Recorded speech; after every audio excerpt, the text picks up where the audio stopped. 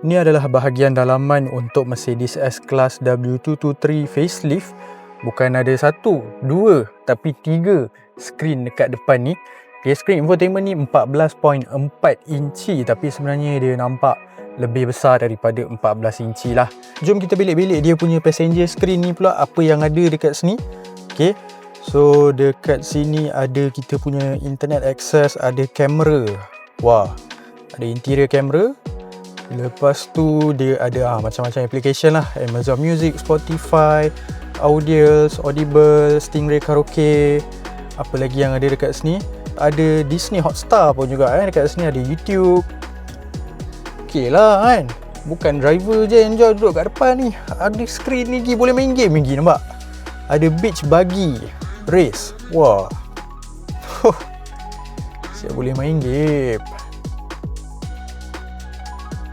Okey, duduk kat bahagian belakang Mercedes S-Class facelift W223 ni, dekat sini dia ada ambient lighting, ada kawalan untuk ventilation function, dia punya heating function.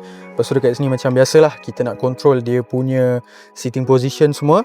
Ada sound system daripada Burmester.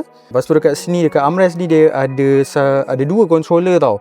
So dia individual lah. Untuk penumpang sebelah kiri dia ada dia punya remote. Untuk saya sendiri pun ada dia punya remote. So jom kita tengok apa yang ada pada remote dia ni. Okay, so kita boleh tukar lagu ke apa sini untuk dia punya screen infotainment.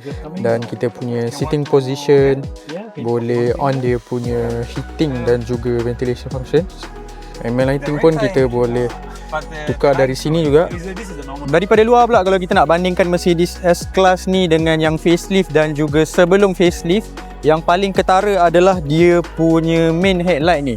Yang mana dia punya main headlight ni sekarang ada 3-pointed star, dan lampu ni of course lampu jenis matrix LED. Mesti korang pelik kan, sebab apa kereta-kereta ni dia ada plate Euro dengan livery apa semua ni kan. Sebab sejak world debut untuk Mercedes S-Class facelift ni, W223 ni, dia orang bawa berpusing satu dunia, 140 tempat dia orang bawa. Sempena 140 tahun untuk Mercedes-Benz. Mercedes S-Class generasi terbaru ni panjang dia lebih daripada 5.2 meter, dan tengok depan-depan sebenarnya dia nampak elegan, at the same time dia nampak sporty. Harga dan juga variant yang akan masuk ke pasaran Malaysia masih lagi belum confirm, tapi kalau korang nak tengok lu first hand kan, Mercedes S-Class facelift ni boleh datang dekat House of Mercedes-Benz, betul-betul dekat sebelah Isetan ni. Lepas tu bukan dapat tengok S-Class ni sahaja tau, model-model Mercedes yang klasik ke apa kan, ataupun yang unik-unik, yang exotic, boleh lah datang dekat sini.